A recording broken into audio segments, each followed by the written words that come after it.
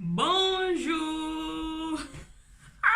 Je suis trop contente. Je rigole toute seule avec la caméra parce que je suis très contente que finalement j'ai pu faire cette... Je suis en train de faire cette première vidéo parce que ça fait à un moment donné, ça fait vraiment très longtemps que je voulais la faire. Mais malheureusement, j'ai ce défaut de reporter tout le temps les trucs. Et c'est pas bien. Quand vous voulez faire un truc, faites-le. Petit conseil avant de tout commencer, faites-le. N'attendez rien. Voilà. On vit, pendant que tu vis, fais ce que tu dois faire aujourd'hui. Ne reporte rien pour demain. Surtout si c'est un truc que tu peux faire. Je vais déjà me présenter et je vais vous expliquer un peu mon parcours, pas mon parcours de vie, un peu de moi, ce que je veux faire sur YouTube. Je m'appelle Thève. Je vis en France. Pourquoi j'ai voulu créer cette chaîne? Tout simplement parce que je crois que c'est une plateforme très intéressante. Tout simplement parce que tu peux communiquer sans devoir... tu peux partager tes idées. Voilà, tu peux partager tes idées. Partager un peu ta vie sans devoir... déjà sans devoir payer. Tu peux communiquer avec d'autres personnes qui ne sont pas spécialement de ta famille. Tu peux aussi surtout recevoir des conseils des gens que je ne connais pas, qui ne connaissent pas ta vie. Donc les conseils sont beaucoup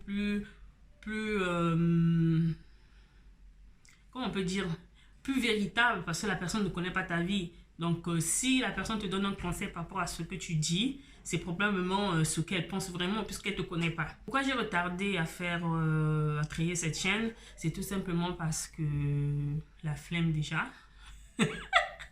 Déjà c'est la flemme et aussi parce que voilà, j'avais pas ce moral là à faire un truc. Je suis née au Congo-Brazzaville, qui est tout simplement la République du Congo. Mais moi et mes parents, voilà, nous avons immigré, comme on dit, en Italie. J'ai vécu pratiquement toute mon enfance, mon adolescence, tout ça en Italie. Donc, si de temps en temps vous entendez un peu un mot bizarre, un mot un peu qui ressemble un peu à l'espagnol, c'est probablement l'italien. La chose qui m'a poussé vraiment à créer cette chaîne, c'est parler du Congo. On va parler de la similitude entre la RDC et le Congo-Brazzaville parce que beaucoup le confondent. Même quand tu vas à la préfecture, tu vas même par exemple à la mairie, tout ça, quand tu dois dire Congo, ils te regardent et là tu dois préciser Congo-Brazzaville ou Congo-République, voilà. Ou la RDC par exemple. Donc je vais vous parler un peu de ce qui nous lie entre le Congo, entre la RDC et le Congo et la République du Congo. Et je vais vous parler aussi des différences qu'il y a dans ces deux pays, de la bouffe, des gens. Les gens sont merveilleux au Congo. Et si Dieu fait, si j'ai la possibilité, le but c'est vraiment d'aller sur le terrain, genre à la RDC. C'est vraiment un souhait, vraiment quelque chose que j'aimerais faire, d'aller à la RDC et de faire des vidéos là-bas et faire aussi des vidéos à la République du Congo dans mon pays, quoi. Ce qui m'a poussé vraiment à faire cette vidéo, à faire cette chaîne, c'est tout simplement vous faire découvrir une autre partie du Congo que probablement les gens ne connaissent pas. Par exemple, la population, la nourriture, leur façon de vivre et j'adore le Congo. À part le Congo, je veux parler aussi de beauté. Mais quand je dis beauté, il n'y aura pas que beauté extérieure, voilà, la peau, tout ça. Quand je dis beauté, c'est pas seulement la beauté extérieure que vous voyez, le maquillage, tout ça. Il y aura la beauté intérieure d'une femme parce que à un moment donné, c'est pas toutes les femmes, hein, à un moment donné, on se perd un peu. Je suis la première, voilà, qui s'est perdue après avoir mis au monde.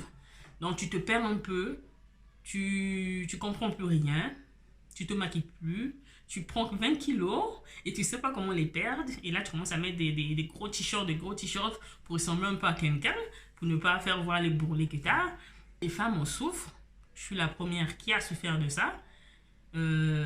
J'étais au point où je me regardais même plus dans le miroir. Plus je déprimais, plus je grossissais. Et plus je me plaisais plus et plus je m'aimais plus. Donc c'est quelque chose, c'est un travail qu'on fait. Et faire des enfants, c'est quelque chose de merveilleux. Donc perdre du poids, c'est du travail. Les gens disent, il suffit juste d'aller, voilà. Mais c'est pas si simple que ça, parce que quand tu as des enfants à la maison, du bruit, la maison, le mari, le fiancé, le ménage, tout ça, en plus tu travailles en plus. Donc c'est pas si facile. Donc on va parler aussi de cette beauté intérieure, de faire sortir la beauté intérieure que nous avons, de le faire sortir à l'extérieur.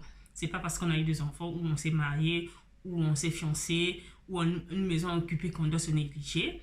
Donc pour moi c'est une beauté intérieure que si tu es belle à l'intérieur, automatiquement tu vas vouloir te faire belle extérieurement.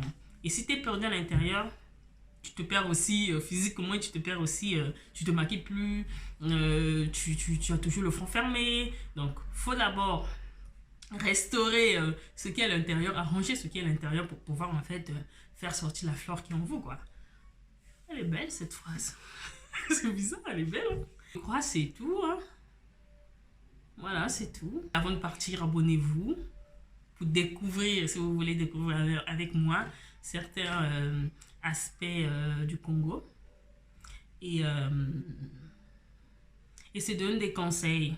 Voilà, c'est donner des conseils pour les mamans qui n'arrivent pas à perdre du poids, des mamans qui sont en dépression parce que voilà, ils ne se retrouvent plus.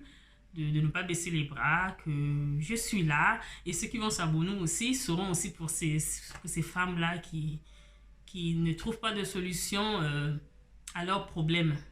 Nous, on les comprend, les mamans, on les comprend. Donc, un conseil de plus pour une autre femme qui nous ressemble, c'est quelque chose de merveilleux.